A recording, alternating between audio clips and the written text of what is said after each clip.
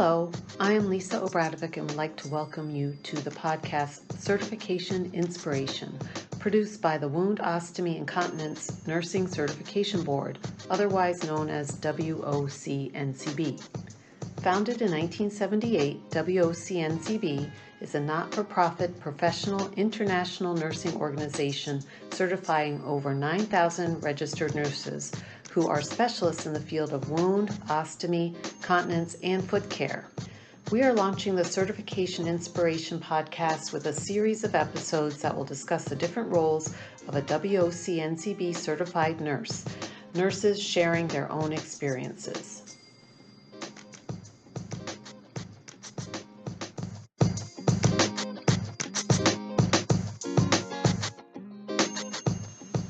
In this episode, you will hear a conversation between two WOCNCB certified nurses.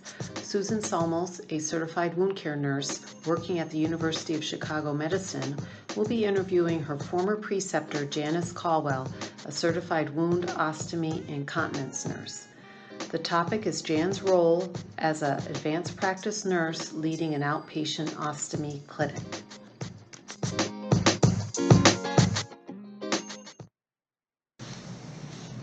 Hello, this is Susan Solmos. I'm currently a certified wound care nurse at the University of Chicago Medicine, where I primarily focus on the prevention of HAPI and other skin injuries. I'm a 2000 graduate of the WIC's Full Scope WOC program, where I was fortunate enough to have Jan Colwell as my clinical preceptor for the ostomy clinicals. Jan, can you introduce yourself and tell us a little bit about who you are and what you do? Sure. I am an advanced practice nurse, and I'm certified in wound, ostomy, and continence care. In my most current role now, I am the lead APN in our ostomy clinic. So that's our outpatient clinic. For many years, and I've been doing this almost 40 years. I always hesitate to say it. It sounds like a lot, but honestly, I'm proud. I've been in the similar position for about 40 years. I worked in the acute care facility at University of Chicago as well, and at that time originally I did wound care as well, and the population at UC is huge in terms of ostomy, so we transitioned me into the APN role in the ostomy clinic since we had a lot of needs for our patients once they were discharged. Some of the other things that might be on a CV, if we were reading my CV right now, would be I am the past president of WOCN, and that was almost 10 years ago that happened. I am also the past president of Friends of Ostomates Worldwide USA. That is a charity group that collects ostomy supplies and ships them to people around the world, and I'm still on that board as well. Other things that I might be, I think are really significant in my career is I've been the editor and co-editor of two of our core curriculum books for ostomy care. I think we have a great book that helps our new WOC or O nurses learn more about ostomy care. And I currently am the section editor of the Journal of Wound, Ostomy, and Continence Nursing for Ostomy. I do that along with Catherine Ratcliffe. Certainly impressive accomplishments. Can you speak a little bit about how you first became interested in becoming a WOC nurse? Well, thinking way back when I started out doing staff nursing, I worked on a surgical floor. And I can still remember my first ostomy patient. I can actually see him. I can see the room that he was in because he was struggling with looking at his stoma, with learning how to put a pouch on, with keeping a pouch on, with just learning how to live with a stoma. And I thought, okay, we can do this. But I realized I didn't have a lot of education, so he and I learned together. And part of that story I think is so interesting because about 4 or 5 months later, I was shopping in the mall, and here comes this gentleman. And of course I didn't recognize him. You know how you don't recognize patients when they're walking to you all clothed and feeling good because they're not patients. And he said, "Jan, look, I'm doing great. Thank you so much." So that was really kind of the spark that got me going. I was at a different institution at the time, and I joined what was called the Patient and Nursing Education Department because I realized what I really enjoyed was the education of patients and helping them through a difficult time. So I worked there for a while, and I thought I really need to focus clinically on what I'd like to do. So that was the start, and it was quite a few years ago. It was before there was a W and a C in our name. We were ET nurses at the time. So I went to a program where I lived away from home for 2 months. It was an eight-week program in St. Louis at Barnes Jewish Hospital, and got my ostomy education. So what's really maybe interesting, especially people are listening to us, is over time then I needed to get myself educated in wound and incontinence care because I was very interested in being certified, and so my basic education was only in ostomy. So over the years before I became certified, and it took me a while to be certified, I needed to get myself educated in both wound and incontinence care. I think that really speaks to the experiences that you had as an early nurse and how that really drove your passion and all of the accomplishments that you can speak of today. What do you think the most significant changes that you've seen in your 40 years as a WOC nurse? Well, that's a tough one. I think there's been a lot of changes. I love that our basic entry into practice is bachelor's prepared. I think that's absolutely where we need to be. And we probably actually almost need to look a little more forward. I think the acuity of the patients that we manage in wound, ostomy, and continence care is increasing significantly. And I think if I were to look at the future, I would say the majority of the care we provide probably needs to be at advanced practice nursing level. I know that's something I think we can transition to in the future, but I have a lot of students that I precept, and when I do that, I always ask them, what do they think the future is? And a lot of them will say, well, I want to do what you're doing. And I say, great, because we need more people in our area, but I want you to think a little more holistically and think about how you can provide the best care to your patients, and then to look at what's happening in nursing overall. I think that nurse specialists need to compete with other specialists in other areas. And when you think about it, the entry level into physical therapy is at a doctoral level. The entry level into pharmacy is the same thing. So I think as nurses, we need to be looking forward in the future and trying to figure out where we fit. And I think that's at an advanced practice level, be it at a DNP or a CNS. I think we still need to kind of figure all that out. So the biggest changes for me is just how more acute our patient population is, and being careful that we're ready for that we can really provide care to people at that level. I think those are all excellent observations. So as you think about advice for new WOC nurses, I heard that advanced practice is certainly a route that, as somebody's finishing their WOC and looking ahead to what perhaps their next step is, that would be a good next step. Do you have any other advice for somebody that's new within WOC nursing? Yeah, I think that when I talk to people who are in programs, there's always a rush to get through the program. And I get it. It's education. You may be away from work, your family, to do it. But I think choosing preceptors that have a well-rounded clinical practice is really important, because putting together the concepts that we learn in school and applying them can be tricky, and you need to have someone who's got that experience, and you need to see that in your clinical time. So I always say to people, when you're in school, make sure that you take your time with your precepting and spend as much time as you can. I think the other thing I would tell a WOC nurse, and I do, a new one, is to make sure that they look for their colleagues outside of nursing and make sure that everyone understands what a WOC nurse brings to the table. I think as nurses we know that, and our colleagues usually know that, but I think some of the difficulties sometimes are the other people we work with, be it the surgical team, the medical team, even people, say, in radiation oncology, all the areas that our patients touch, they should all know what we do. So that if a patient has an issue that we can address and they're talking to someone else about it, they can say, oh, that's right, the WOC nurse, that's their specialty. Let me see if I can refer you. I think that the more we can publicize what we do, the better it will be for our patients and certainly for job security. People always say, I'm a little worried. Well, you need to get out there and you need to do some PR and let people know what you're doing. So I guess my biggest advice is make yourself visible. Make sure that if there's a committee that you could be on that touches at all in the practice, that you're on that committee, that you're going to meetings, that you're offering to do things like orientation of the staff, be it the medical staff, the surgical staff, the nurses for sure. So I just think its visibility would be probably the most important thing for a new WOC nurse.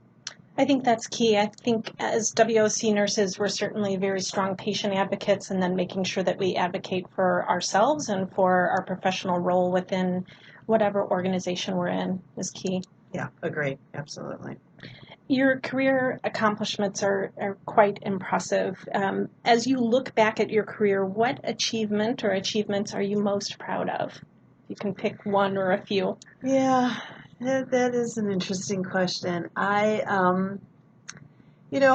think one of the things I'm most proud about is the fact that we have a freestanding ostomy nurse-led clinic.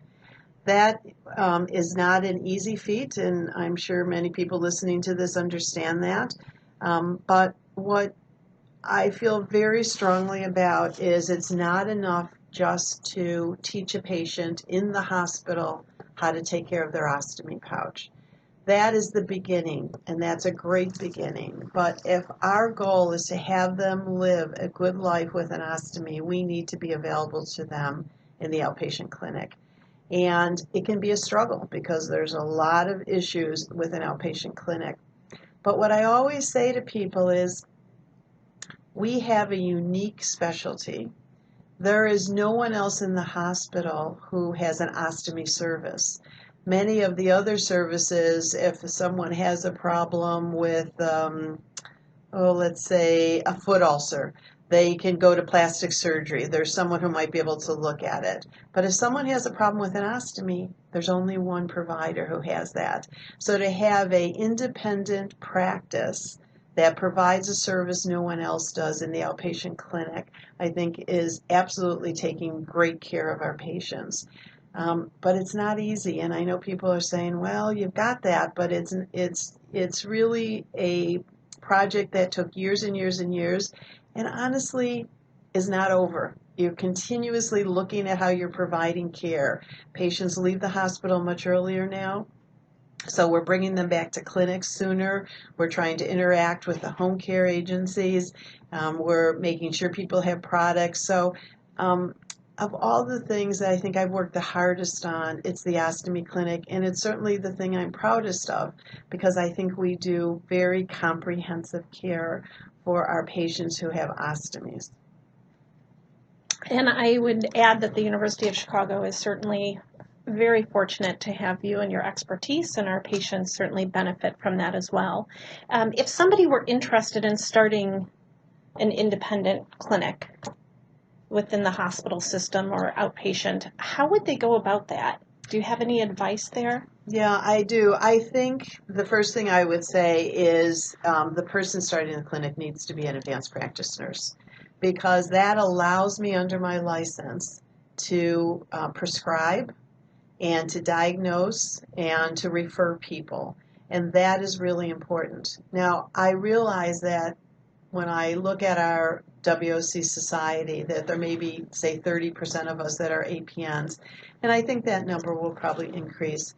That's not always workable. But what I would refer people to is our most recent JWOCN has two very nice position papers on the role of the advanced practice nurse in the clinic as well as the non-advanced practice nurse. So it talks about billing issues because financially you have to put a business plan together and you have to talk about the finances of it.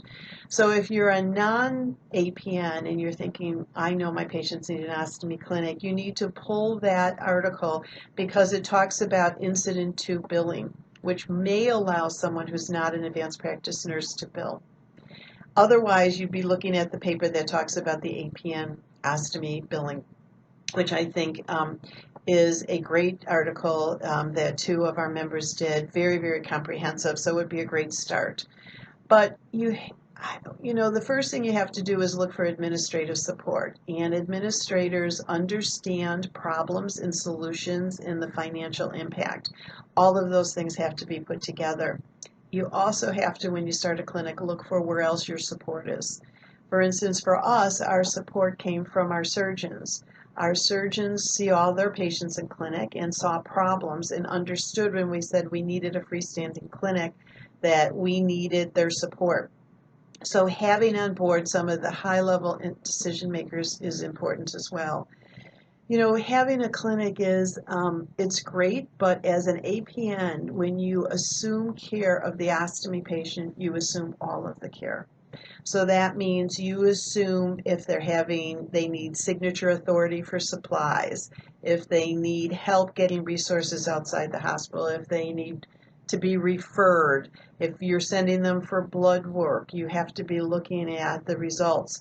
The reason I mention that, because it's not just going in and seeing a patient saying, okay, I think this is the pouching system you need.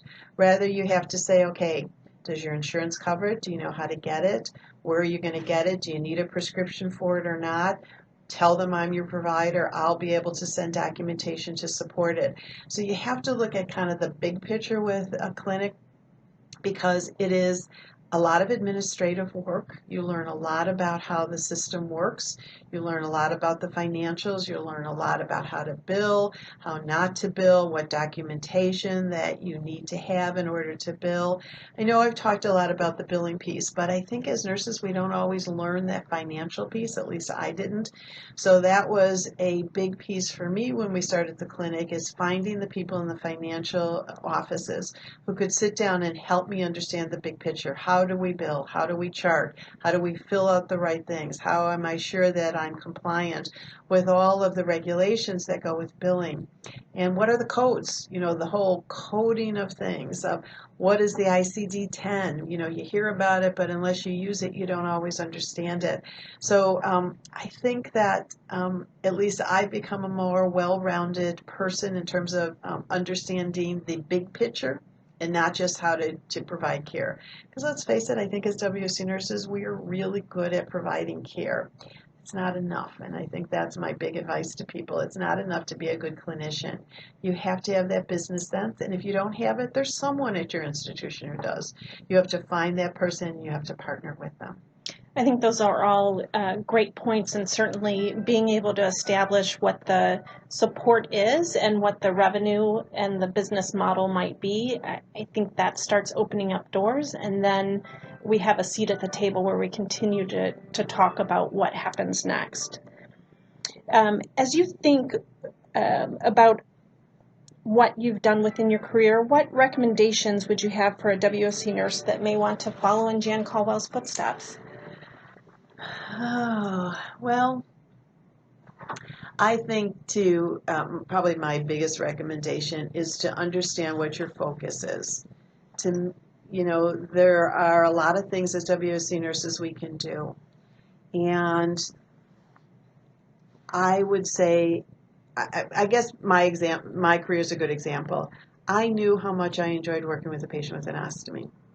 I did wound care as part of the wound care team when I first started at U of C, enjoyed it, but knew where my real passion was, and that was in ostomy care. So I think my first recommendation to anyone is to decide where your passion is, because that's what provides you with the support you need as you are doing things. I know how passionate I am about ostomy care. I know that we needed a clinic. I know we needed a good inpatient service, so that really helped me through. But on the other hand, I don't want to lose some of my skill sets that I have, especially in the wound care area, and honestly with continence as well. So even though I say to people, find where your passion is in your WOC practice, I think it's really smart for us to have that tri-specialty, because you'd be surprised how much you use at least for me, the wound and ostomy care certification that I have. So my big thing is find your passion and then use that as the driver for your practice. I think that's great advice. I want to thank you for your time today. I know that you're very busy and you have patients more than likely that are waiting for you, but it's been a pleasure just to sit down and talk with you about your practice and your career. Thank you, Susan.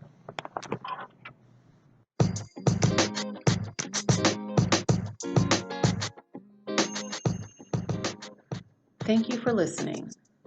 WOCNCB sets the standard for wound, ostomy, continence, and foot care nursing certification by validating nurses' knowledge to provide safe, patient-centered care. Until next time, visit WOCNCB.org to learn more or contact WOCNCB at info@WOCNCB.org. And remember to follow us on social media. This podcast is produced by WOCNCB. Take care.